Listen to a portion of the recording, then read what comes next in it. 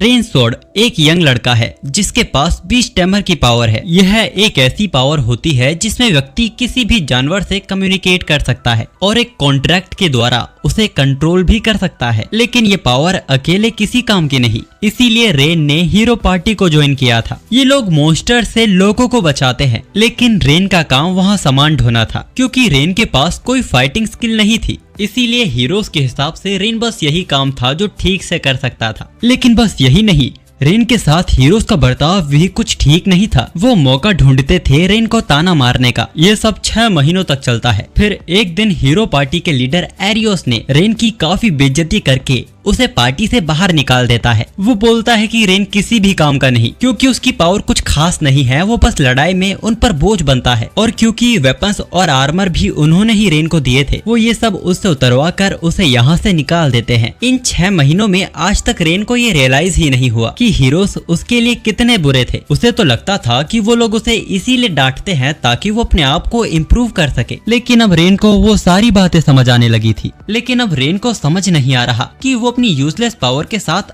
अब आगे क्या करेगा। तभी टाउन के बच्चे रेन के पास आते हैं जो रेन की ट्रिक्स देखना चाहते थे। अब उनके वो खिलखिलाते चेहरे देख रेन उन्हें मना नहीं कर पाता और अपने मैजिक से एक उड़ते हुए ईगल को कंट्रोल कर लेता है, जो कि नीचे आकर उन्हें नमस्ते करता है। पर क्योंकि ये टेम्परेरी कॉन्ट्रैक्ट था, इसीलिए ईगल रेन के मैजिक से जल्दी आजाद हो जाता है। रेन का ये कारनामा देख उन बच्चों को बहुत मजा आया था। उनमें से एक बच्चा बोलता है कि वो भी रेन की तरह एक 20 टेमर बनना चाहता है। और ये वही बच्चा था जिसने कुछ दिनों पहले रेन से हीरो बनने की बात की थी। जब रेन उससे इसकी वजह पूछता है तो वो बोलता है कि हीरोज बहुत घमंडी होते हैं, वो आम लोगों को अपने करीब भी नहीं आने देते। ये बात सुनकर रेन को याद आता है कि इस शहर के लोग हीरोज को अपने वेपन्स नहीं बेचते। अब उनमें से एक लड़का बोलता है कि वो तो बहुत पैसे कमाना चाहता है और एक बोलता है कि वो तो एडवेंचरर बनके पूरी दुनिया घूमना चाहता है। ये बात रेन के अगले कदम की ओर इशारा कर रही थी। वो सोचता है कि अब तो वो हीरो पार्टी में भी नहीं है, तो अब तो उसका डीमन लॉर्ड से भी कोई नाता नहीं है। अब उसको डीमन लॉर्ड को हराने के बारे में नहीं सोचना पड़ेगा। इसीलिए रेन एक एडवेंचरर बनने का फैसला करता है और दोपहर के वक्त रेन एक एडवेंचरर गिल्ड जाता है और वहाँ से रिसेप्शनिस्ट से पता चलता है कि हर एक एडवेंचरर को एक ट्रायल गेस्ट पास करना होता है ताकि वो ये साबित कर सके कि उनमें एडवेंचरर बनने की बेसिक रिक्वायरमेंट्स मौजूद हैं। एक एडवेंचरर बनने के लिए पहले आपको 20 गॉब्लिन्स को मारना होगा और 20 हब्स को कलेक्ट करना होगा। जो ऐसा करने में कामयाब हो जाता है, एज अ एडवेंचरर उसे गिल्ड की तरफ से पहला कुश दिया जाता है। रेन एक गिलहरी की मदद से गॉब्लिन्स के झुंड को ढूंढ लेता है और उन्हें बड़े आसानी से खत्म कर देता है। पर लेकिन ऐसा नहीं था कि रेन फाइटिंग में अच्छा था। असल में ये गॉब्लिन्स ही F रैंक के होते हैं और इन्हें मारना काफी आसान होता है। खैर, अब रेन को अपने टास्क को कंप्लीट करने के लिए सिर्फ 20 हब्स को कलेक्ट करना था। अब जब रेन गॉब्लिन्स को मारने के बाद उनसे मिले स्टोन्स को कलेक्ट कर रहा था, तभी उसे जंगल में से किसी की चीख सुनाई देती है। रेन उस तरफ भागता है। उसे डर था कि कोई खतरे में ना हो। वहाँ जाकर वो देखता है कि एक D रैंक का किलर टाइगर एक अबला लड़की को मारने की कोशिश कर रहा था। ये देख रेन अपने खंजर से उस टाइगर की पीठ पर हमला करने की कोशिश करता है, लेकिन टाइगर की चमड़ी इतनी सख्त थी कि वो खंजर ही टूट जाता है। पर इससे टाइगर का ध्यान रेन की तरफ आ गया था और ये उस लड़की के पास अच्छा मौका था वहाँ से भागने का। लेकिन वो लड़की रेन के कहने पर भी नहीं भागती, उल्टा वो एक लंबी छलांग लगाती है और मोमेंटम का इस्तेमाल करके वो टाइगर पर जोरदार लात मारती है, जिससे टाइगर वहीं ढेर हो गया था। रेन उसकी ये नेचुरल पावर देख हैरान हो गया था। जब रेन ने उस लड़की को गौर से देखा, उसे वो माइथोलॉजी याद आती है कि इस दुनिया में अल्टीमेट स्पीशीज नाम से कुछ स्पीशीज होती है जिनके पास अनबिलीवेबल पावर होती है। इन अल्टीमेट स्पीशीज में डेमीगॉड और फेरीज आती हैं, लेकिन कुछ रेयर स्पिरिट्स भी हैं जिन्हें कैट स्पिरिट कहा जाता है और ये लड़की वही कैट स्पिरिट है। रेन देखता है कि वो मॉन्स्टर मारा जा चुका है और अब उसकी बॉडी डिसअपीयर होने लगी है। पर क्योंकि वो लड़की होश में नहीं थी, इसीलिए उसके गिरने से पहले रेन को उसे बचाना पड़ता है। वैसे मैं आपको बता दूं कि कैट स्पिरिट एक्सटेंशन के करीब आ चुकी है, मतलब कि ये अब इतनी कम हो चुकी है कि ये कभी भी विलुप्त हो सकती है। हालांकि कैट स्पिरिट एक पावरफुल स्पीशीज है, लेकिन ये मैजिक यूज नहीं कर सकते, बट ये फिजिकली काफी काफी फ्लेक्सिबल और स्ट्रांग होते हैं। रेन उसे खाने को कुछ देता है क्योंकि वो टाइगर को मारने के बाद काफी थकी हुई लग रही थी। जब खाना खाने के बाद वो वापस एनर्जी से भर जाती है तो वो रेन को बताती है कि उसका नाम कनाडा है और वो रेन का शुक्रिया अदा करती है उसकी जान बचाने के लिए। वो कहती है कि वो अपनी छोटी स्पीशीज के बीच रहकर काफी बोर हो चुकी है, इसीलिए उसने ट्रैवल करने का फैसला किया और आज उसकी मुलाकात रेन से हुई है। उसका कहना था ये किस्मत का इशारा है। जब उसने रेन को देखा उसे रेन के अंदर से सॉलिड पावर का एहसास हो रहा था और वो यकीन के साथ कह सकती है कि रेन एक स्किलफुल बीस्ट टेमर है जो उसे भी टेम कर सकता है। मैं आपको बता दूं कि स्पेशल स्पिरिट को टेम करना कोई आम बात नहीं है और अगर रेन ने कनाडे को टेम कर लिया यानी कि वो कोई आम बीस्ट टेमर नहीं है। पर रेन का मकसद अपने आप को साबित करना नहीं था, वो बस कनाडे को बेहतर जानना चाहता है और इसीलिए वो उसे टेम करने के लिए राजी हो जाता है। इसके बाद वो रिचुअल शुरू करने के लिए एक बूंद खून अपनी हथेली पे गिराता है और मैजिकल सर्कल बनाता है। फिर रेन के स्पेल यूज करने के बाद उन दोनों के बीच कॉन्ट्रैक्ट सफलतापूर्वक कंप्लीट हो जाता है। उन दोनों के हाथों पर एक रून बन गया था जो उन दोनों के बीच के बॉन्ड को दर्शाता है, यानी कि अब कनाडे उसी के साथ ट्रैवल करने वाली है। और इसी बात पर रेन यकीन नहीं कर पा रहा था कि जिसको हीरो पार्टी से कमजोर कहकर निकाल दिया था वही बीस्ट टेमर अब एक अल्टीमेट स्पीशीज के साथ ट्रैवल करने वाला है। खैर अब रेन को अपने ट्रायल क्वेस्ट को कंप्लीट करना था। वो कई रैबिट्स के साथ टेम्पररी कॉन्ट्रैक्ट बनाता है ताकि वो उसके लिए मेडिकल हब्स को इकट्ठा कर सके। ये देख कनाडे को अपनी आंखों पे यकीन नहीं होता क्योंकि आम बीस्ट टेमर एक वक्त में सिर्फ एक ही कॉन्ट्रैक्ट को संभाल सकते हैं, लेकिन रेन ने न सिर्फ एक साथ कई कॉन्ट्रैक्ट बनाए हैं बल्कि उसने कनाडे यानी कि एक अल्टीमेट स्पीशीज को भी टेम किया हुआ है जो कि कनाडे की नजरों में तो इम्पॉसिबल है। पर रेन उसकी बातों पे ज्यादा गौर नहीं करता क्योंकि जहाँ से वो आया है उसके लिए ये सब बिल्कुल आम बात है। खैर वो वापस अपने काम पे ध्यान देता है और 10 गॉब्लिन स्टोन और 20 हब्स को सबमिट करने के बाद रेन को ऑफिशियली होराइजन एडवेंचर गिल्ड का F रैंक एडवेंचरर बना दिया जाता है। रिसेप्शनिस्ट नटाले उसे उसका एडवेंचरर कार्ड देती है जो अब उसकी आईडी की तरह काम करेगा और उसे 50 कॉपर कॉइन भी रिवॉर्ड के तौर पे दिए जाते हैं। पर ये अमाउंट उसकी बेसिक नीड्स को कंप्लीट करने के लिए काफी नहीं थे, इसीलिए रेन और काम करने का फैसला करता है। हालांकि मैं आपको बता दूं कि जैसे जैसे एडवेंचरर की रैंक बढ़ती है साथ ही उसके रिवॉर्ड को भी बढ़ाया जाता है। खैर गिल्ड के हॉल में ही कनाडा उसका वेट कर रही थी जो कि काफी एक्साइटेड होकर उससे टेस्ट के बारे में पूछती है और अब रेन भी एडवेंचरर बन गया है ये जानकर उसे काफी खुशी होती है। तभी एक बदतमीज आदमी उन दोनों के बीच दखल देता है। उसने कनाडा को देखकर ही पहचान लिया था कि कनाडा रेयर स्पीशीज से है और जब उसे पता चलता है कि वो रेन के साथ है वो उसको बच्चा बताते हुए उसका मजाक उड़ाता है और कनाडा को उसके साथ बैठकर ड्रिंक पीने का उसे ऑफर देता है। कनाडा गुस्से से फटने लगती है। वो बोलती है कि रेन उसका मास्टर है जिसने उसे टेम किया है। रेन भी उसे बताता है कि वो बीस्ट टेमर है, जिसको सुन वो और ज्यादा हंसने लगता है। वो उनकी बातों को मजाक में ले रहा था क्योंकि एक बच्चा जो मामूली सा बीस्ट टेमर है उसका एक रेयर स्पीशीज को टेम करना इम्पॉसिबल है। वो उनकी बात को साबित करवाने के लिए रेन को आर्म रेसलिंग का चैलेंज देता है जिसमें ये शर्त थी कि जो भी जीता कनाडा उसके साथ जाएगी। ऐसे चैलेंज को रेन कभी एक्सेप्ट नहीं करता लेकिन सिर्फ कनाडा के फ्यूचर के लिए कि ये व्यक्ति वापस कभी कनाडा के पीछे न आए। रेन उस आदमी के चैलेंज को एक्सेप्ट कर लेता है लेकिन रेन ये खुद नहीं जानता था क्या वो इस आदमी से जीत भी पाएगा। लेकिन जैसे ही उन दोनों के बीच आर्म रेसलिंग शुरू होती है अगले झटके में ही रेन इस आर्म रेसलिंग के मैच को जीत जाता है। पावर इतनी ज्यादा थी कि उस आदमी का हाथ सूज गया था। रेन खुद अपनी पावर पे यकीन नहीं कर पा रहा था। शोर सुन के नटाली वहाँ आती है और इस आदमी को यहाँ देख वो रेन और कनाडा से माफी मांगती है क्योंकि ये आदमी पहले भी गिल्ड में प्रॉब्लम्स खड़ी कर रहा था और नताली को पहले ही इस आदमी के खिलाफ स्ट्रिक्ट एक्शन ले लेने चाहिए थे। और ये कहकर वो उस आदमी को घसीटते हुए गिल्ड से बाहर कर देती है। लेकिन रेन को अब तक अपने सवालों का जवाब नहीं मिला था कि अचानक वो इतना पावरफुल कैसे हो गया। कनाडा ये सुन थोड़ा हैरान थी कि रेन इसके बारे में नहीं जानता कि जब बीस्ट टेमर एक अल्टीमेट स्पीशीज के साथ टेम करता है तो उस बीस्ट टेमर के अंदर भी उसकी पावर्स आ जाती हैं। रेन इस बारे में सच में नहीं जानता था क्योंकि जहाँ से वो आया है वहाँ किसी ने कभी अल्टीमेट स्पीशीज के साथ टेम नहीं किया। खैर कनाडा काफी एक्साइटेड थी अपने मिशंस को कंप्लीट करने के लिए, लेकिन वो ये देख काफी निराश हुई थी कि उन्हें हब्स को इकट्ठा करने का मिशन मिला है। वो तो मॉन्स्टर हंट का प्लान कर रही थी पर क्योंकि रेन की रैंक ही F रैंक है इसीलिए उन्हें सबसे कम लेवल की जॉब दी गई है जिनमें उन्हें पैसे भी कम दिए जाएंगे। खैर रैबिट्स की मदद से रेन ने जल्द ही अपने क्वेस्ट को कंप्लीट कर लिया था। ये देख कनाडा परेशान होने लगती है कि उससे ज्यादा तो रैबिट रेन के काम आ रहे हैं। इसके बाद जब वो वापस गिल्ड लौट रहे थे तभी कनाडा को एक आवाज सुनाई देती है जिसे रेन नहीं सुन सकता था।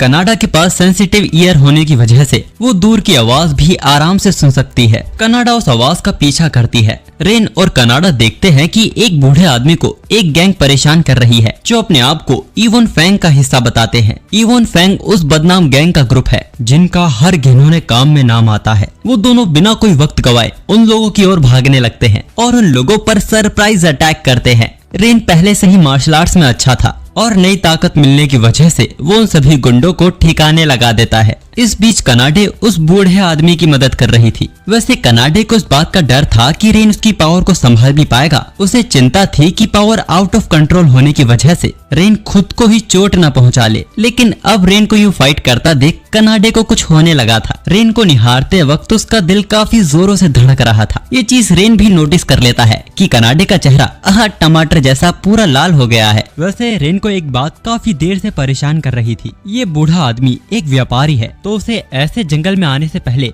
सुरक्षा साथ लेके आनी चाहिए थी। वो कहता है कि वो सुरक्षा साथ लेके आया था लेकिन वो लोग गुंडे देखकर ही भाग गए थे। पर वो बूढ़ा आदमी रेन और कनाडा के लिए चिंतित हो गया था क्योंकि इवन फैंग वो गैंग है जो उनका विरोध करने वालों को ढूंढ ढूंढ के मारता है। तो रेन फैसला करता है कि उनके आने से पहले वही उनका शिकार करेगा। पर कनाडा भी इवन फैंग की गैंग से वाकिफ थी। उसे रेन की चिंता हो रही थी लेकिन रेन उसे समझाता है कि उसके पास एक मस्त प्लान है। एक बार फिर एक गिलहरी की वजह से रेन इवन फैंग के सीक्रेट अड्डे का पता लगा लेता है और इस वजह से कनाडे वापस डिप्रेस हो जाती है। रेन उसे समझाता है कि उसका होना ही उसके लिए खास बात है। खैर इसके बाद रेन एक आर्मी बी से टेम्पररी कॉन्ट्रैक्ट बनाता है जो कि एक स्पेशल रैंक की मधुमक्खी थी जिसका एक डंक किसी भी इंसान को 20 घंटे के लिए पैरालाइज कर सकता है। एक बार फिर रेन की काबिलियत देख कनाडे हैरान थी क्योंकि इंसेक्ट के साथ सिर्फ इंसेक्ट टेमर ही कॉन्ट्रैक्ट बना सकता है। रेन बताता है कि इंसेक्ट टेमिंग भी बीच टेमिंग की तरह कुछ हद तक सेम है और उसने थोड़ी बहुत इंसेक्ट टेमिंग भी सीखी थी। पर कनाडे की नजरों में ये एक इम्पॉसिबल काम था। खैर रेन मदद के लिए कनाडे को शहर से एडवेंचरर्स और नाइट को बुलाने भेजता है। जैसे ही कनाडे मदद के लिए शहर जाती है तभी मधुमक्खियों का झुंड वहाँ आ जाता है।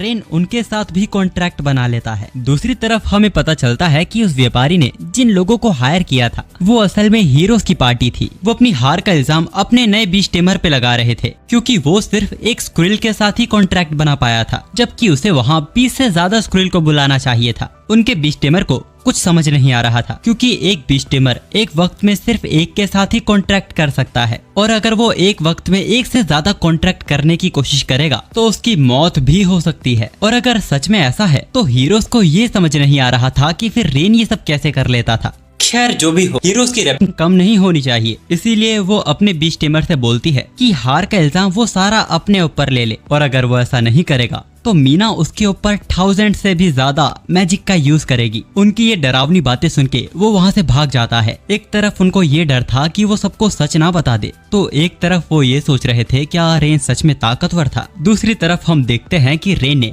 मधुमक्खियों की मदद से सभी को पैरालाइज कर दिया है और वहीं कनाडा भी मदद लेके आ चुकी है। पर रेन देखता है कि कनाडा के साथ सिर्फ एडवेंचरर्स आए हैं। हमें पता चलता है कि नाइट्स इसीलिए नहीं आए क्योंकि उन्हें ये इतना बड़ा मुद्दा नहीं लगता। तभी अचानक पूरी गुफा हिलने लगती है और वहाँ घुर्राने की आवाज चारों ओर गूंजने लगती है। पीछे से 3 सी रैंक मॉन्स्टर्स जिन्हें किंग लिजर्ड कहा जाता है चेन से बाहर निकल आए थे। इन्हें इवोन्स ग्रुप ने ही पकड़ा था ताकि ये लोग मुसीबत में इनका इस्तेमाल कर सके लेकिन अब ये उल्टा उन पर ही हमला करने लगते हैं। गुस्से से ये लोग आउट ऑफ कंट्रोल हो चुके थे पर रेन सभी को बाहर निकल जाने को कहता है और इन लिजर्ड्स को रेन और कनाडा संभाल लेंगे जिसके बाद सभी वहाँ से बाहर चले जाते हैं। रेन सोच रहा था कि अगर आज भी वो अपनी पुरानी टीम के साथ होता यकीनन इस वक्त वो लड़ने से मना कर देता लेकिन आज उसके साथ कनाडे है और वो कनाडे के साथ मिलकर लिजर्ड किंग को हरा देता है। और जब वो लोग गुफा से बाहर निकलते हैं तब सभी एडवेंचरर्स उन लोगों की तारीफ करते हैं। उन्होंने कनाडे और रेन को चारों ओर से घेर लिया था।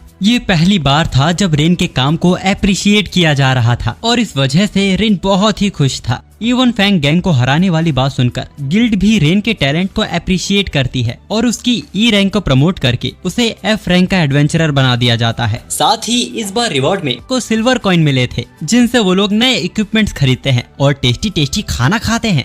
और रात होने पर रेन एक रूम रेंट करता है पर उन्हें पता चलता है कि यहाँ तो बस एक ही कमरा खाली है रेन ने दूसरे होटल जाके ट्राई करने का सोच लिया था, मगर वहाँ की मालकिन मनमानी करती है और उन दोनों को एक ही रूम देती है। रेन हिचकिचाता है कि वो एक लड़की के साथ एक ही रूम में नहीं सो पाएगा, पर कनाडे कहती है कि उसे कोई प्रॉब्लम नहीं है। वो जानती है कि आरडी एनीएक्स की तरह नहीं है। अब उसके इतने कहने पर आरडी उसकी बात मान ही लेता है। फिर वो लोग कैंपिंग से एक अच्छा ब्रेक लेते हैं, लेकिन कनाडे जो कि रेन को निहार रही थी, वो सोच रही थी कि उसकी अल्टीमेट स्पीशीज होने की वजह से हर कोई अपने फायदे के लिए, उसको बेचकर पैसा कमाने के लिए उसे पकड़ना चाहता है। लेकिन जब उसने रेन को देखा, वो उसे देखकर एक बार हैरान तो हो गया था, लेकिन ना कोई इच्छा की लालच रखे रेन ने सिर्फ उसे बचाने की कोशिश की और उसकी इसी अदा पे तो वो फिदा है। कनाडे को रेन काफी अलग और काइंड पर्सन लगता है। इसके बाद कहानी एक हफ्ते आगे जाती है और इन एक हफ्तों में उन्होंने अपनी क्वेस्ट को इजीली कंप्लीट किया था। लेकिन एक दिन नताली उन्हें एक क्वेस्ट देती है। उन्हें एक ट्रबल मेकर गार्ड डॉग का सामना करना था, जो लोगों को स्ट्राइड ब्रिज पार करने से रोक रहा है। स्ट्राइड ब्रिज वो रास्ता है जो एक कंटिनेंट से दूसरे कंटिनेंट ट्रेड करने का एकलौता रास्ता है। वैसे उसने किसी की जान तो नहीं ली है, बट अब वो सभी के लिए बहुत बड़ी परेशानी बन चुकी है। इसके बदले में नताले भी उसे 5 गोल्ड कॉइन दे रही थी और 5 गोल्ड कॉइन का ये बड़ा इनाम रेन भी खोना नहीं चाहता था, इसीलिए वो इस क्वेस्ट को एक्सेप्ट कर लेता है। लेकिन वहां जाने से पहले रेन गार्ड डॉग के बारे में सारी जानकारी इकट्ठा करना चाहता था, लेकिन जिन लोगों ने पहले गार्ड डॉग से फाइट की थी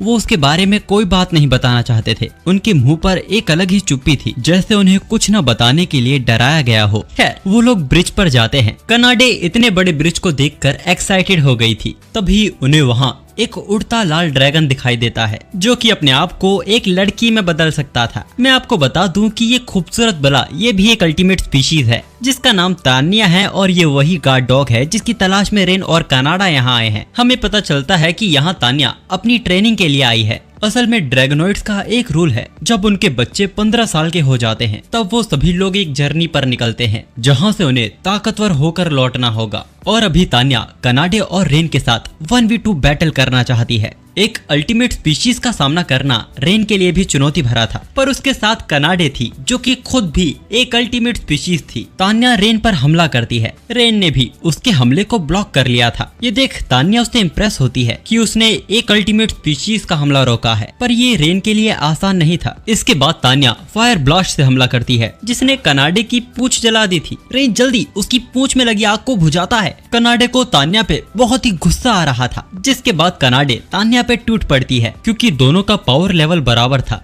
इसीलिए उन दोनों में कड़ाके की टक्कर चल रही थी। रेन चाहता तो नहीं था, लेकिन वो इस मौके का फायदा उठाता है और वो तान्या के ऊपर पीछे से हमला करता है। लेकिन तान्या उन दोनों को पकड़कर हवा में उछाल देती है, जिसके बाद वो आकाश में फायर स्टॉर्म का यूज करती है। लेकिन तान्या ये देख इम्प्रेस हुई थी कि ये दोनों इस हमले से भी बच गए। असल में इन दोनों ने एक दूसरे के पैरों का यूज किया था आसमान में पुश करने के लिए। तान्या बोलती है कि ये पहली बार था जब कोई उसके सामने इतनी देर टिक पा रहा है। इस वक्त रेन ने भी एक प्लान बना लिया था। वो कनाडे से उसके लिए थोड़ा टाइम निकालने को कहता है, जिसके बाद रेन वहाँ से कहीं और चला जाता है। और अब कनाडे भी और भी सीरियस हो गई थी। कनाडे ने अपनी अटैक करने की स्पीड को भी बढ़ा दिया था, लेकिन कैट स्पिरिट अपने स्टेमिना को ज्यादा देर मेंटेन नहीं कर पाती, जिसका मजाक तान्या भी उड़ाती है। तो तान्या बोलती है कि उसे चिंता करने की कोई जरूरत नहीं है, क्योंकि रेन अपने प्लान पे काम कर रहा है। और उसकी ये बेवकूफी हरकत रेन टावर के ऊपर चढ़ के सुन रहा था। खैर, जब तान्या ने उन दोनों को हवा में उछाला था, तब रेन ने वहाँ एक बर्ड को नोटिस किया था, जिसकी लोकेशन का पता लगा के रेन उसके साथ कॉन्ट्रैक्ट बना लेता है और उसे अपने सभी साथियों को यहाँ लाने का बोलता है। दूसरी तरफ हम देखते हैं कि तान्या और कनाडे अचानक रुक गए हैं। उसी वक्त रेन भी वहाँ आ जाता है और रेन के कहने पर कई सारे पक्षी तान्या की पूरी बॉडी पर चोंच मारने लगते हैं। तान्या बोलती है कि ये बच्चों वाली हरकतें करना बंद करो, इनसे मेरा कुछ भी नहीं होगा। लेकिन ये मामूली बर्ड्स नहीं थी। इनकी चोंच में जो जहर है वो किसी को भी पैरालाइज कर सकता है, और थोड़ा बहुत असर तो इसका ड्रैगन के ऊपर भी होना चाहिए। और इसी वजह से तान्या जमीन पर गिर जाती है और अपनी हार को एक्सेप्ट कर लेती है। रेन हैरान था कि तान्या इतनी जल्दी हार कैसे मान सकती है, लेकिन अब वो सच में अपने आप को बिल्कुल हिला नहीं पा रही थी। रेन उसे प्रॉमिस लेता है कि अब वो दोबारा ब्रिज पर कोई प्रॉब्लम नहीं खड़ी करेगी, और वो उसे उसके साथ चलने को कहते हैं। तान्या उसे पूछती है क्या वो दूसरे ह्यूमंस की तरह उसे बेच देगा, लेकिन रेन का ऐसा कोई इरादा नहीं था। सबसे पहले वो गिल्ड में ये इन्फॉर्म करने जाता है कि गार्ड डॉग की वो प्रॉब्लम खत्म हो चुकी है। उसने गार्ड डॉग को हराकर ब्रिज सबके लिए वापस सेव कर दिया है। नताली उसकी बात सुनकर हैरान थी, लेकिन उसे रेन पे भरोसा भी था और वो उसकी तारीफ करती है। और इस चीज को कंफर्म करने के बाद रेन को उसके 5 गोल्ड कॉइन भी मिल जाएंगे। लेकिन बड़ी देर से नताली के मन में ये सवाल आ रहा था, आखिर रेन के साथ ये दूसरी लड़की कौन है। तान्या वहाँ सबको अपना इंट्रोडक्शन देने वाली थी, लेकिन रेन उसे रोक देता है। वो नहीं चाहता था कि सबको ये पता चले कि तान्या एक अल्टीमेट स्पीशीज है और यही वो गार्ड डॉग है। अगर सबको ये पता चल गया कि तान्या वही गार्ड डॉग है तो यहाँ तान्या के लिए लफड़ा हो सकता है। सभी लोग तान्या को मारने की कोशिश करेंगे। किसी तरह रेन उसे बाहर ले जाता है। वहाँ भी वो अपने गुनगान गाने की कोशिश करती है, जिस वजह से रेन को उसे एक खाली जगह लेके आना पड़ता है। खैर, रेन तान्या से कहता है कि वो यहाँ से कहीं दूर जा सकती है, और वैसे भी गार्ड डॉग की ये बात लोगों के बीच इतनी फैली भी नहीं है, तो अगर तान्या कोई बदमाशी ना करे तो उसे कोई प्रॉब्लम नहीं होगी। लेकिन तान्या यहाँ से नहीं जाने वाली थी। वो चाहती है कि रेन कनाडा की तरह उसे भी टेम कर ले, क्योंकि उसे लगता है कि वो उनके साथ रहकर ताकतवर बन सकती है। ये सब कहते हुए तान्या रेन से चिपकने लगती है, जो देख कनाडे को जलन हो रही थी। वो तान्या को रेन से दूर होने को भी कहती है। वैसे रेन तान्या को टीम में लेने से पहले इस पर कनाडे के विचार जानना चाहता था। कनाडे को भी इससे कोई प्रॉब्लम नहीं थी। इसके बाद रेन पहले की तरह तान्या को भी टेम कर लेता है, और अब तान्या के हाथों में भी कनाडे जैसा साइन बन गया था, यानी कि अब वो भी रेन से बॉन्ड हो गई है। वैसे मैं आपको बता दूं कि जो एडवेंचरर्स गार्ड डॉग के बारे में रेन को बता नहीं रहे थे, उन्हें तान्या के द्वारा धमकाया नहीं गया था। असल में वो शायद इस शर्म से नहीं बता रहे थे कि वो लोग एक लड़की से पिट कर आए हैं। दूसरी तरफ हम हीरो पार्टी को देखते हैं, जिनका हाल पजामा हो गया है रेन के बिना, क्योंकि एक हफ्ते से ये लोग जंगल में भटक रहे थे और रेन ही था जो जानवरों की मदद से सही रास्ता ढूंढ लेता था। और अब वो नहीं है तो उनमें लड़ाई भी होने लगी है। तभी उनका लीडर बोलता है कि चलो रेन को वापस ले आते हैं। वो तो है ही नादान और मासूम दिल का, उनकी चिकनी चुपड़ी बातों से वो वापस आ जाएगा, जिसके बाद वो अपनी मंजिल तक पहुंचने के बाद वो रेन को वापस निकाल देंगे। और यहाँ आते ही तान्या और कनाडे में लड़ाई होने लगी है, इसके ऊपर कि रेन के चेहरे की ओर कौन सोएगा।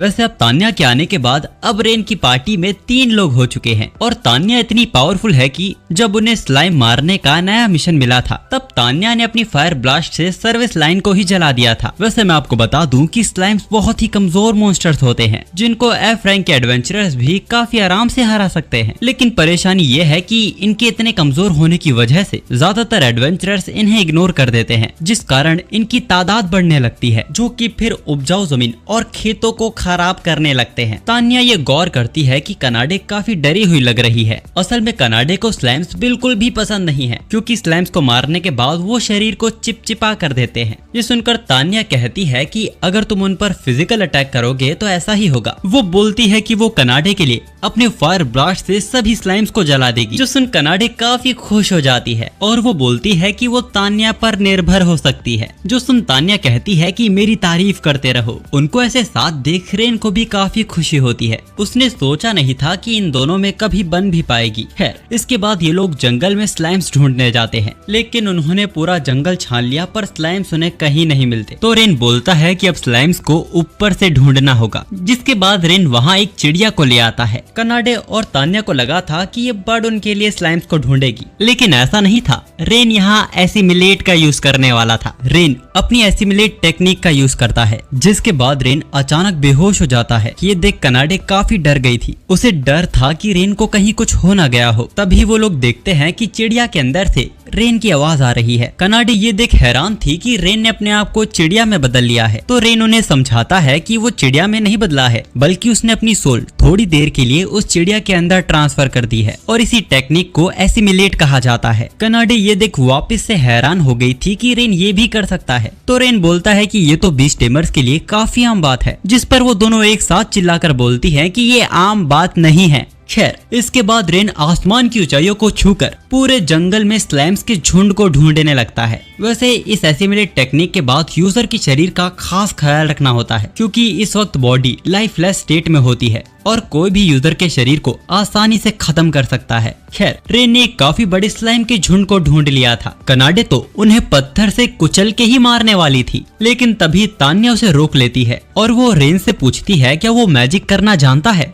रेन बोलता है कि वो हल्का फुल्का मैजिक कर लेता है। रेन जब छोटा था उसने तब मैजिक सीखने की कोशिश की थी, लेकिन वो बस फायर मैजिक और हीलिंग मैजिक ही सीख पाया था। उसकी ये बात सुनकर तान्या रेन को अपना मैजिक यूज करने को कहती है, पर रेन बोलता है कि उसके पास इतना मैजिक नहीं है कि वो अपने एक फायर बॉल से सभी स्लाइम्स को खत्म कर सके। फिर भी तान्या उसे एक बार अपने मैजिक का यूज करने को कहती है, तो रेन सामने आकर अपने फायर मैजिक का यूज करता है, लेकिन इस बार रेन का मैजिक कई गुना ज्यादा ताकतवर था। रेन के फायर मैजिक की वजह से सारे स्लाइम्स एक बार में ही खत्म हो जाते हैं, यहाँ तक कि जंगल में भी आग लग चुकी थी। एक तरफ रेन को भरोसा ही नहीं हो रहा था कि ये मैजिक उसने किया है, तो एक तरफ जैसा तान्या ने सोचा था ठीक वैसा ही हुआ है। जैसे रेन का कनाडे के साथ बॉन्ड कंप्लीट हो जाने के बाद उसे कनाडे की फिजिकल पावर्स मिल चुकी है, वैसे ही अब रेन तान्या के मैजिक को भी यूज कर सकता है। लेकिन जैसे ताकत के साथ आती है जिम्मेदारियां, उसी तरह तान्या के मैजिक को कंट्रोल करना आसान बात नहीं है।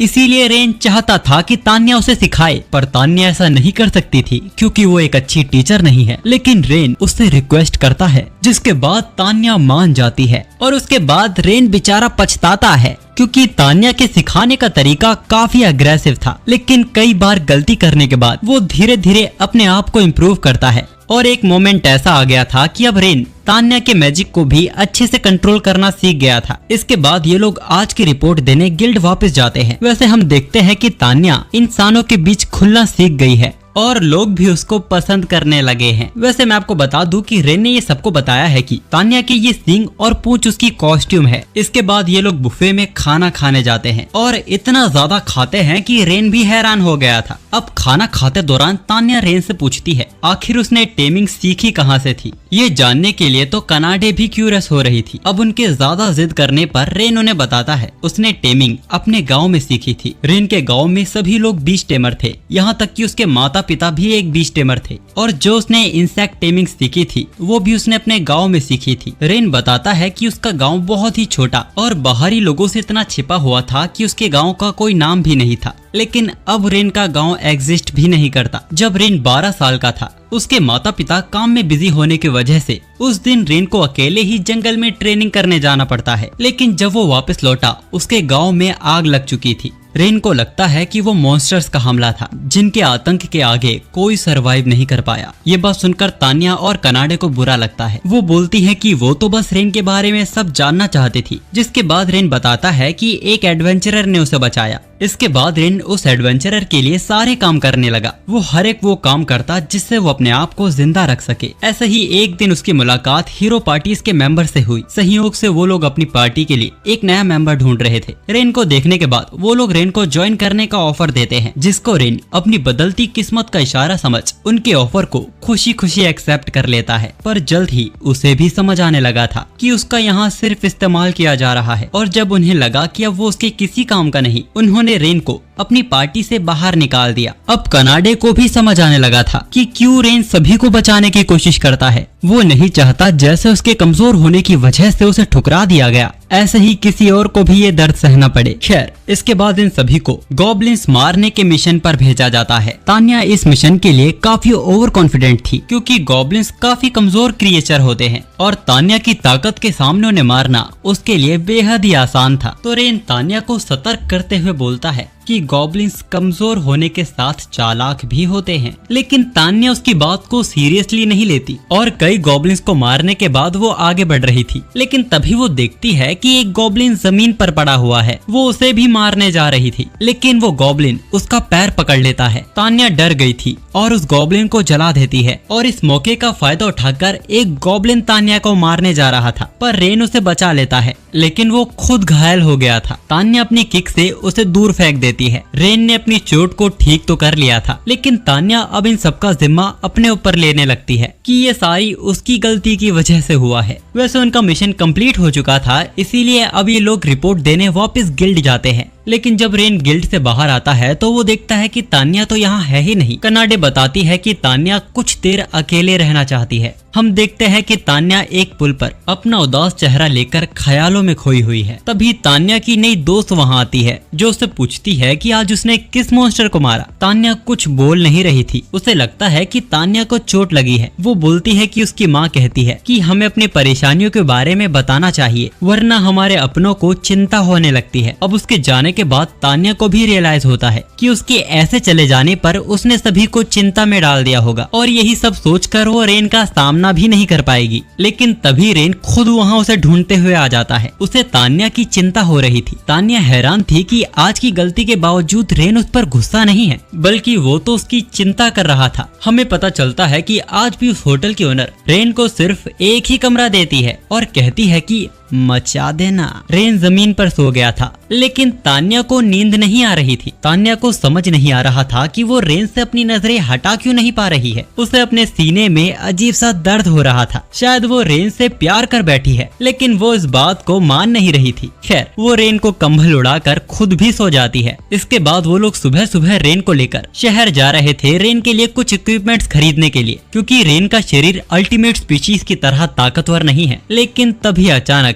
रेन के कदम रुक जाते हैं, क्योंकि उसके सामने उसकी पुरानी टीम खड़ी थी। रेन उन्हें अनदेखा कर वहां से जा रहा था, लेकिन हीरो पार्टी का बॉस आरियोस उसे रोकता है और रेन की इनडायरेक्ट बेइज्जती करते हुए बोलता है कि वो कमजोर था, इसीलिए उन्हें उसे निकालना पड़ा था। उनकी बातें सुन के कनाडे और तान्या ने उन्हें पहचान लिया था कि ये वही रेन की पुरानी टीम है जिन्होंने उनके अच्छे रेन को निकाल दिया था। आरियोस भी अपने घमंड में अपनी तारीफ करने ही वाला था, लेकिन वो ये गौर करता है कि उसके सामने तो अल्टीमेट स्पीशीज खड़ी हैं। जब कनाडे उन्हें बताती है कि वो रेन के साथी हैं, आरियोस से ये बात पच ही नहीं पा रही थी और खोपड़ा तो उनका तब खराब होता है जब उन्हें पता चलता है कि रेन उनका मास्टर है। रेन सीधा मुद्दे की बात करता है कि वो लोग यहाँ क्यों आए हैं। असल में आरियोस को रेन से काम करवाना है। वो चाहता है कि रेन अपने जानवरों का इस्तेमाल करके उनके लिए लॉस्ट वुड जंगल को पार करने का रास्ता ढूंढे। लॉस्ट वुड वो जंगल है जो अपनी शेप को बदलता रहता है। जैसा इसका नाम है, ये एक भूल भुलैया की तरह है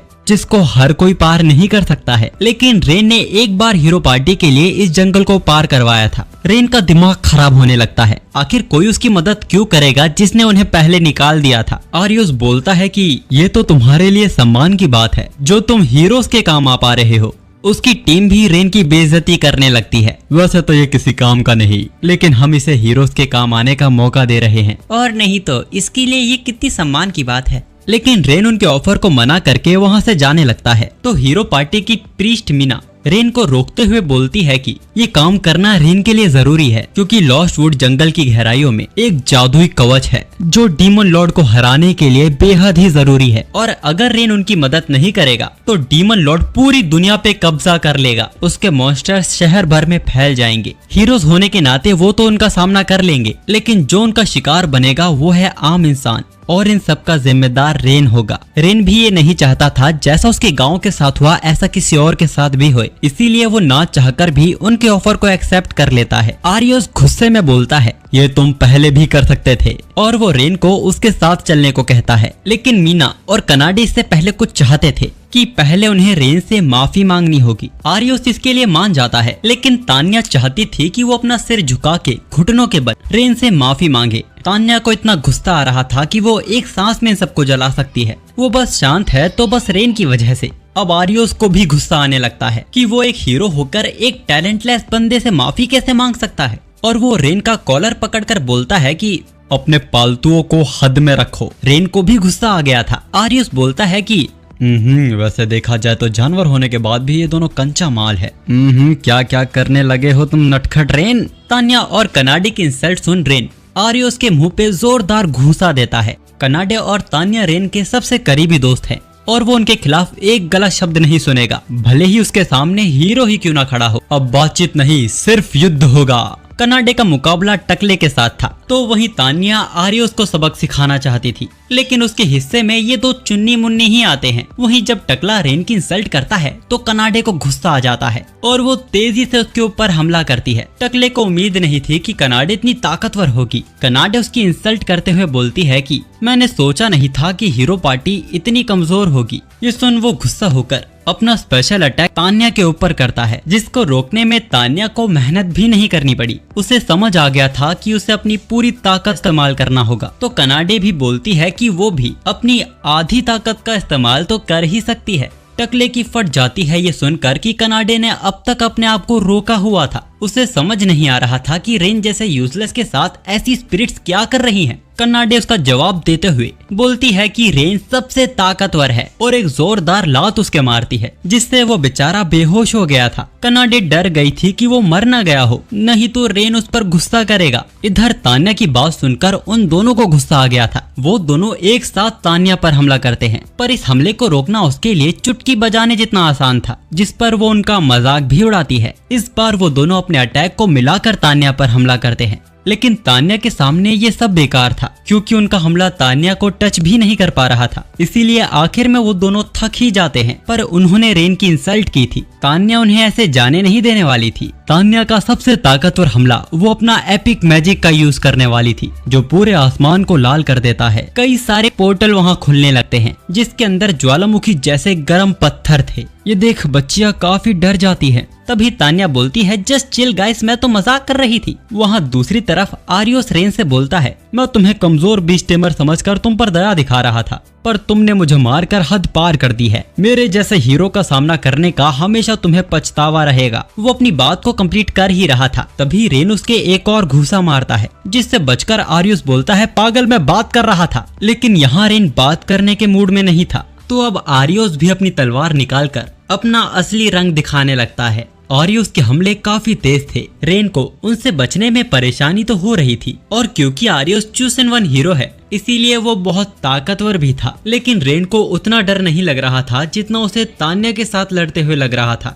इसके बाद रेन आरियोस का हाथ पकड़ के उसके पेट में जोरदार घूसा मारता है, और वो अपने अगले पंच में एक चट्टान को ही तोड़ देता है। आरियोस को समझ नहीं आ रहा था, आखिर एक बीच टेमर के पास इतनी ताकत कैसे हो सकती है। रेन बताता है कि यह वही बीच टेमर की पावर है जिनको उन्होंने ठुकरा दिया था। उसे कनाडे की फिजिकल स्ट्रेंथ और तान्या का मैजिक मिल गया है, और यहाँ तक कि रेन आरियोस के हर हमले के बारे में भी अच्छे से जानता है। लेकिन आरियोस हार नहीं मानता, और वो रेन के ऊपर लाइटनिंग अटैक यूज करता है, जिसको सिर्फ चूज़न वन ही यूज कर सकते हैं। रेन का फायर अटैक और आरियोस का लाइटनिंग अटैक एक दूसरे को कैंसिल कर देते हैं, लेकिन इसके बावजूद आरियोस के पास एडवांटेज था। वो रेन के ऊपर एडवांस मैजिक का यूज करने लगता है, लेकिन अचानक आरियोस की बॉडी पैरालाइज हो जाती है, क्योंकि रेन ने आरियोस के हमले से बचते वक्त एक इंसेक्ट को टेम कर लिया था, जिसका डंक किसी के भी शरीर को पैरालाइज कर सकता है। अब रेन का गुस्सैल चेहरा देख आरियोस की तबीयत खराब होने लगती है। वो अपनी चिकनी चुपड़ी बातों से रेन को पटाने की कोशिश करता है,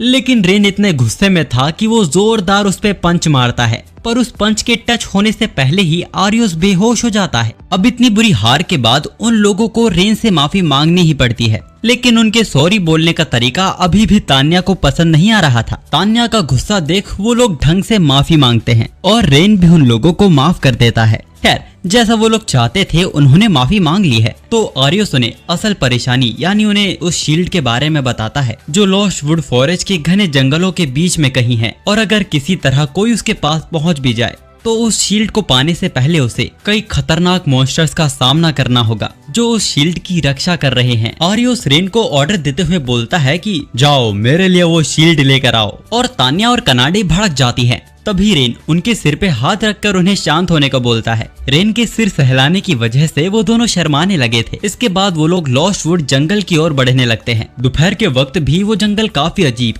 और अंधेरे से घिरा हुआ था। तान्या तो पूरे जंगल को जलाने की सोच रही थी, जो सुन रेन भड़क जाता है। वैसे आरियोस ने उन्हें शील्ड तक पहुंचने का मैप भी दिया है, पर वो इतना कुछ काम का नहीं था, क्योंकि जंगल अपनी शेप को बार बार बदल रहा था, और साथ ही यहाँ के पेड़ काफी तेजी से बढ़ रहे थे। तान्या तो ये काम करना ही नहीं चाहती थी। वो तो रेन के लिए डीमन लॉर्ड को अकेले ही हरा सकती है, लेकिन इसका मतलब ये नहीं कि वो रेन को पसंद करने लगी है, और वो ये बात शर्माते हुए बोल रही थी। कनाडे भी नहीं चाहती थी कि रेन इतना बड़ा खतरा उठाए, जो सुन रेन उनके सिर को फिर से सहलाता है। इस बार वो लोग पूछ ही लेते हैं कि रेन उनके सिर को सहला क्यों रहा है। रेन उनसे माफी मांगते हुए बोलता है कि वो खुश था कि तान्या और कनाडे उसके लिए आरियोस से लड़ रहे थे। वो दोनों बोलती हैं कि उन्हें इसका बुरा नहीं लगा था। आरियोस का दिया मैप उनके कोई काम का नहीं था, इसीलिए रेन वापिस अपनी एसिमिलेट टेक्निक का यूज करता है, जिसके बाद वो अपनी सोल को उस चिड़िया में डालकर ऊंचाई से उस छुपे रास्ते को ढूंढने की कोशिश करता है। रेन ने आखिर रास्ता ढूंढ लिया था, जिसके बाद वो रेन के दिखाए रास्ते पर जाते तो हैं, लेकिन घूम फिर के वापस वो वहीं पहुंच गए थे जहां उन्होंने निशान लगाया था। ऐसा नहीं था कि रेन ने रास्ता गलत चुना था, उसके अकेले का रास्ता गलत हो भी सकता था, पर यही रास्ता रेन को भी बाकी सब चिड़ियों ने ही बताया था। तान्या को भी लगता है कि गड़बड़ इस जंगल के अंदर ही है। वो अपने मैजिक मटेरियल सर्च का इस्तेमाल करती है। तान्या को एक ट्री के बारे में पता चलता है जो इल्यूजन मैजिक रिलीज कर रहा था। इसी की वजह से ये लोग इस जंगल में बार बार भटक रहे हैं और इसे रोकने का सिर्फ एक ही तरीका है कि इस पेड़ को उखाड़ दिया जाए। तान्या कनाडे को इस पेड़ को तोड़ने को बोलती है, पर रेन ये नहीं चाहता था कि पेड़ को उखाड़ा जाए। इसके अलावा भी तान्या के पास एक तरीका और है, लेकिन उसमें बहुत समय लग सकता है, जो कि कनाडे भी रेन को इंतजार नहीं करवाना चाहती थी। इसीलिए कनाडे अपनी ताकत से उस पेड़ को उखाड़ने जा रही थी, लेकिन तभी उस पेड़ से आवाज आती है कि यहाँ से वापस लौट जाओ। अचानक वो पेड़ तेजी से चमकने लगता है। उसके अंदर से एक अल्टीमेट स्पीशीज फेरी बाहर निकलती है। फेरी एक मैजिकल स्पीशीज है जिनका मैजिक ड्रैगनोइड यानी तान्या की स्पीशीज से भी ज्यादा स्ट्रॉन्ग होता है। लेकिन पिछले 200 सालों से फेरीज कभी इंसानों के सामने नहीं आई, क्योंकि इंसानों ने लकड़ियों के लिए उनके होम टाउन को तबाह करना शुरू कर दिया था। इसके ऊपर इंसानों और फेरीज में युद्ध भी चला था। आखिर में फेरीज सभी इंसानों से दूर हिंडरलैंड में चली गई, जिसके बाद इनका आज तक कोई पता नहीं लगा पाया। रेन उससे बात करने की कोशिश करता है, लेकिन वो फेरी उन पे हमला करने को तैयार थी, जिससे डर के वो तीनों वहाँ से भाग आते हैं। वैसे फेरीज कभी इंसानों के सामने नहीं आती, लेकिन क्योंकि वो लोग बैरियर के पास पहुँच चुके थे और उसे नुकसान पहुंचाने वाले थे, तो शायद यही कारण था जो उस फेरी को सामने आना पड़ा। पर उनको तो बताया गया था कि शील्ड को मॉन्स्टर्स प्रोटेक्ट कर रहे हैं, तो क्या इसका मतलब ये है कि इंसानों से बदला लेने के लिए फेरीज मॉन्स्टर्स का साथ दे रही हैं? तान्या एक प्लान बनाती है। वो बोलती है कि वो अपने मैजिक से उसका ध्यान भटकाएगी, जिसके बाद कनाडे मौका देखकर उस ट्री को तबाह कर सकती है। लेकिन ये करने से पहले रेन एक बार उससे बात करना चाहता था। ये सुन कनाडे और तान्या हैरान हो जाती हैं, क्योंकि वो फेरी उन लोगों को मारने को तैयार थी, लेकिन रेन का मासूम दिल चीजों को बातों से सॉल्व करना चाहता था।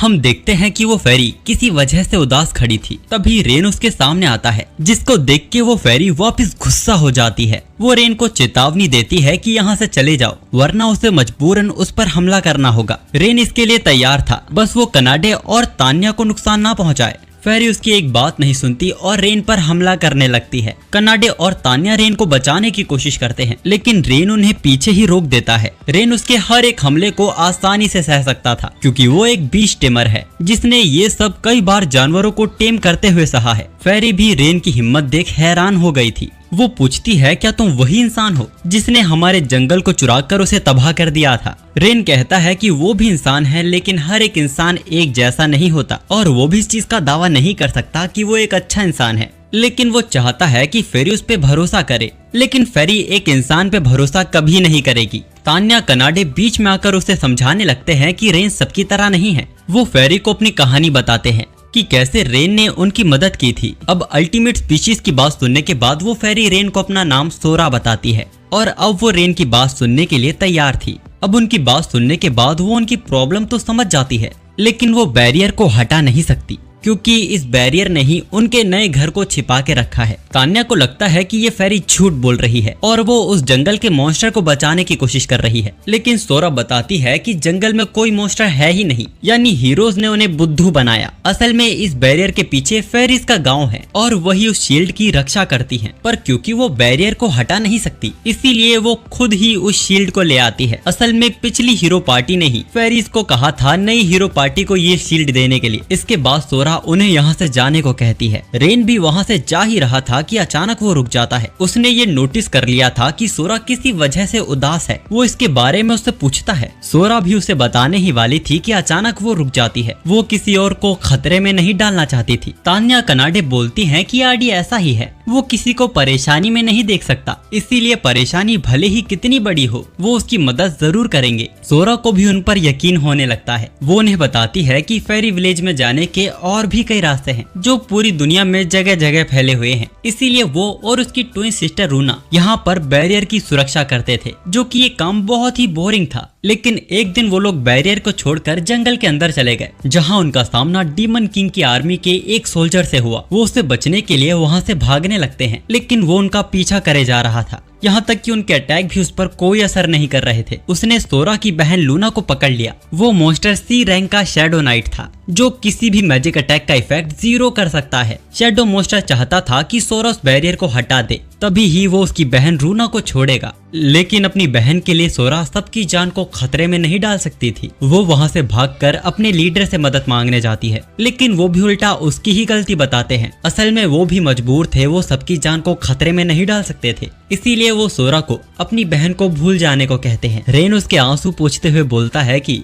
अब इससे आगे मैं संभाल लूंगा। सोरा खुश होकर रेन को गले लगा लेती है और बताती है कि उसके पास सिर्फ आज शाम का ही वक्त है और अगर उसने शाम से पहले बैरियर को नहीं हटाया तो शैडो नाइट उसकी बहन को मार देगा। वो शैडो नाइट जंगल की गहराइयों में कहीं छिपा हुआ है। सोरा भी रेन के साथ जाने की जिद कर रही थी, लेकिन रेन बोलता है कि परेशानी हो सकती है अगर शैडो नाइट ने उसे वहां देख लिया। रेन उसे उस पर भरोसा करने को कहता है और इसके बाद रेन कनाडे तान्या किसी तरह शैडो नाइट के अड्डे का पता लगा लेते हैं। उसने सोरा की बहन को बांध के रखा हुआ था। रेन ने शैडो नाइट का सामना करने के लिए एक प्लान तैयार किया है। वो सबसे पहले शैडो नाइट पर फायर अटैक करता है जिससे उसकी पूरी गद्दी जलने लगी थी, लेकिन शैडो नाइट के ऊपर इसका कोई असर नहीं होता और उसी मौके पर कनाडे अपनी किक से हमला करती है जिससे उसके कदम थोड़े पीछे हो गए थे। उनकी ऐसी पावर देख शैडो नाइट को लगता है कि रेन हीरो है, लेकिन वो बहुत जल्द समझ गया था कि ये लोग फेरी के लिए आए हैं, मतलब कि सोरा ने उसे धोखा दिया है और अब वो इंतजार नहीं करेगा। वो अपनी तलवार से रूना को मारने वाला था, लेकिन तभी तान्या वहां आ जाती है जो अपने पंखों से रूना को बचा लेती है और रूना को लेकर वहां से उड़ जाती है। शैडो नाइट तान्या को रोकने की कोशिश कर रहा था, लेकिन तभी कनाडे और रेन दोनों एक साथ उस पर हमला करते हैं, लेकिन इससे भी उसको कुछ नहीं हुआ था। और अभी तो शैडो नाइट ने अपनी असली ताकत भी नहीं दिखाई थी। वो तेजी से अपने शरीर को घुमाने लगता है।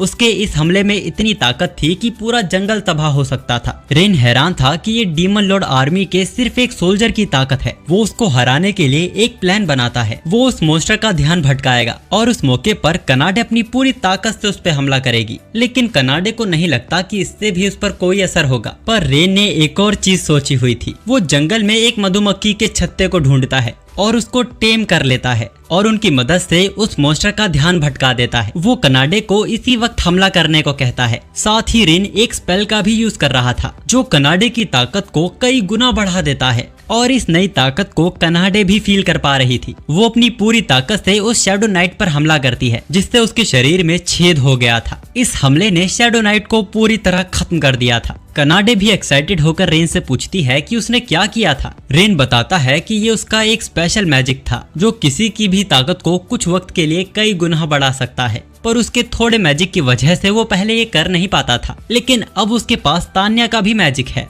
तान्या भी रूना को लेकर वहां आ जाती है और रेन से पूछती है कि ये मैजिक तो काफी सालों पहले खो गया था, तो वो इसके बारे में कैसे जानता है। रेन बताता है कि उसने ये मैजिक भी अपने गांव में सीखा था। खैर कनाडे खुश थी क्योंकि वो जीत गए हैं, जिस पर वो जीत का पोज भी देती है। तभी सोरा की बहन रूना को भी होश आ जाता है। रेन उसे बताता है कि उसकी बहन ने उन्हें भेजा है उसे बचाने के लिए, जिसके बाद वो लोग रूना को उसकी बहन तक पहुंचा देते हैं। सोरा उनका शुक्रिया अदा करती है। रूना भी उनको थैंक्स कहते हुए बोलती है कि अगर वो लोग वक्त पर नहीं आते तो वो उसके साथ बहुत कुछ गलत कर सकता था। तभी वो रेन से बोलती है कि तुम सोचने लगे थे ना कि वो क्या गलत कर सकता था। मैं जानती हूँ सारे लड़के छिचोरे होते हैं। उसके इस फालतू मजाक पर सोरा उसे डांटती है। रेन मन में बोलता है कि ये दोनों एक जैसे दिखते हैं, लेकिन इन दोनों का बर्ताव एक दूसरे से बिल्कुल ही अलग है। तभी कनाडे बोलती है कि अब तुम दोनों एक साथ रह सकते हो, कितनी खुशी की बात है। लेकिन असल में तो ये लोग इस जगह को छोड़ने की सोच रहे थे, क्योंकि सोरा उनके साथ नहीं रहना चाहती थी जिन्होंने उसकी बहन को ठुकरा दिया था। रेन बोलता है कि तुम जहाँ भी रहना पर सेफ रहना, खासकर इस जंगल में तो बहुत ही खतरनाक चीजें हैं। तभी कनाडे उन्हें उनकी पार्टी ज्वाइन करने को कहती है। तान्या को भी इससे कोई दिक्कत नहीं थी, लेकिन रेन का इस पर क्या विचार है।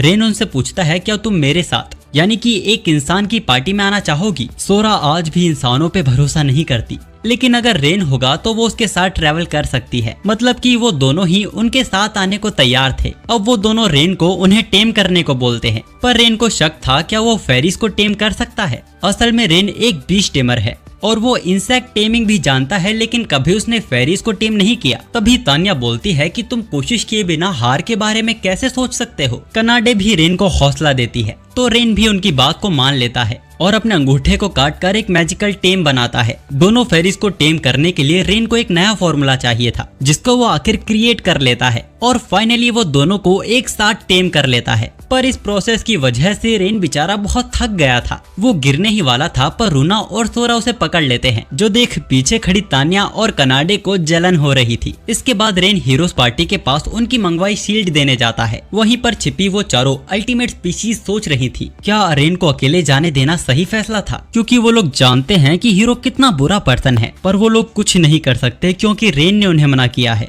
इधर हीरोज को यकीन नहीं हो रहा था कि रेन ने शील्ड को सिर्फ 2 दिनों में ही ढूंढ लिया है, जबकि वो लोग एक हफ्ते तक उसमें भटकते रहे पर उनके हाथ कुछ भी नहीं आया। आर्यो से शील्ड को नकली बताने लगता है, पर मीना ये क्लियर करती है कि ये शील्ड एकदम असली है, जिस पर वो तीनों हैरान हो जाते हैं। तभी आर्योस रूना और सोरा को नोटिस कर लेता है, लेकिन रेन बीच में आ गया था और वो आर्योस से उनके काम का रिवॉर्ड मांगता है। रेन मन में सोच रहा था कि उसे सोरा और रूना के पंखों को छिपाना होगा। अगर इंसानों को पता चल गया कि फेरिस इंसानों की दुनिया में आई हैं, तो चारों तरफ बवाल हो सकता है। अब आर्योस से 20 गोल्ड कॉइन लेने के बाद रेन वहाँ से जा रहा था। तभी टकला रेन से पूछता है, रेन क्या तुम पार्टी में वापस नहीं आ रहे? आर्योस बोलता है कि हमें इस लूजर की कोई जरूरत नहीं, लेकिन आर्योस के अलावा सभी को लगता है कि उन्हें रेन की जरूरत है, जिसका ये जीता जागता सबूत ये शील्ड है, जिसको रेन उस खतरनाक जंगल से सिर्फ 2 दिनों में लेकर आया है। टकला रेन को पैसों का लालच देकर टीम में लाने की कोशिश कर रहा था, जो सुन रेन और भी ज्यादा गुस्सा हो जाता है और जो उन्होंने उसके साथ किया था वो अब तक भूला नहीं है। उसे पछतावा हो रहा था कि वो इन्हें कभी अपना साथ ही माना करता था। तभी रेन की नई टीम उसे लेने आती है। रेन को भी एहसास हो गया था कि अब उसे पीछे देखने की जरूरत नहीं है। टकला रेन से चिल्लाकर बोलता है, अगर तुम हमारे साथ आओगे तो तुम्हें पैसा, पोजीशन सब मिलेगा, यहाँ तक कि डेमन लॉर्ड को हराने पर हमारी तरह तुम्हें भी याद किया जाएगा। लेकिन रेन इन सबको ठुकरा कर आगे बढ़ जाता है। उसे असल में जो चाहिए था अब उसके पास वो है। अब उनके जाने के बाद हीरो की पार्टी वापस उनका मजाक उड़ाने लगती है। वो बोलती है कि रेन कितना बड़ा बेवकूफ है, हम उसे एक और मौका दे रहे थे लेकिन उसने ठुकरा दिया। हमें तो वैसे भी उसकी कोई जरूरत नहीं थी, बस हमें सबको दूसरा मौका देना चाहिए। और ये कहकर वो सब वहाँ से चले जाते हैं। लेकिन आर्योस अब तक वहाँ बैठा हुआ था। वो रेन का मारा हुआ घूसा अब तक भूला नहीं है। वो इस बात को अब तक पचा नहीं पाया कि कमजोर इंसान उस जैसे हीरो को हरा सकता है। उसने सोच लिया था कि वो रेन की जिंदगी बर्बाद करके छोड़ेगा। और वहाँ दूसरी तरफ वो लोग एक पेड़ के नीचे बैठे हुए थे। सोरा रेन से पूछती है, क्या सिर्फ हीरो ही डीमन लॉर्ड को हरा सकता है? ये बात तो कनाडे और तान्या को भी जाननी थी। तो रेन उन्हें एक कहानी सुनाता है कि हजारों सालों पहले डीमन लॉर्ड ने अपनी ताकत से इंसानों को अपना गुलाम बना लिया था। उसको हराने के लिए पहला हीरो सामने आया, जिसने गॉड के साथ कॉन्ट्रैक्ट बनाया और उनका खून पाया, और उसी गॉड की पावर को इस्तेमाल करके उसने डीमन लॉर्ड को हराया। वो लोग बोलते हैं कि पहले के हीरोज तो काफी अच्छे हुआ करते थे और अब का हीरोज तो बहुत ही बदमाश है। रेन बताता है कि हीरोज की एबिलिटी उन्हें दूसरों से अलग बनाती है। गॉड के खून की वजह से हीरो अपनी ताकत को कई गुना बढ़ा सकता है। उनकी ताकत की कोई लिमिट नहीं, वो अपनी लिमिट को हर बार ब्रेक करके कई गुना ताकतवर बन सकते हैं। कनाडे बोलती है कि आर्योस तो बहुत वीक है। रेन बोलता है कि अभी उसे ताकतवर होना होगा। तभी सोरा बोलती है कि इस तरह तो रेन भी हीरो की तरह है, वो भी शुरुआत से अपने आप को ताकतवर बनाता जा रहा है। कई सारी अल्टीमेट स्पीशीज को टेम करने के बाद रेन ने भी तो ह्यूमन लिमिट को क्रॉस कर दिया है। बाकियों को भी ये बात एकदम ठीक लग रही थी। कनाडे एक्साइटेड होकर बोलती है कि अगर रेन कई सारी अल्टीमेट स्पीशीज को टेम कर ले तो वो एक दिन इतना ताकतवर हो जाएगा कि वो डीमन लॉर्ड को हरा सकता है। वो सभी चाहते थे कि रेन ही वो हीरो बने जो सबको डीमन लॉर्ड से बचाएगा, लेकिन रेन को नहीं लगता कि वो डीमन लॉर्ड को हरा सकता है। ये कोई आसान काम नहीं है, इसमें आम लोग भी इन्वॉल्व होंगे। तो अभी तो रेन के अंदर इतनी हिम्मत नहीं है। कनाडे उससे माफी मांगती है कि वो कुछ ज्यादा ही बोलने लगी थी, पर रेन बोलता है कि एक दिन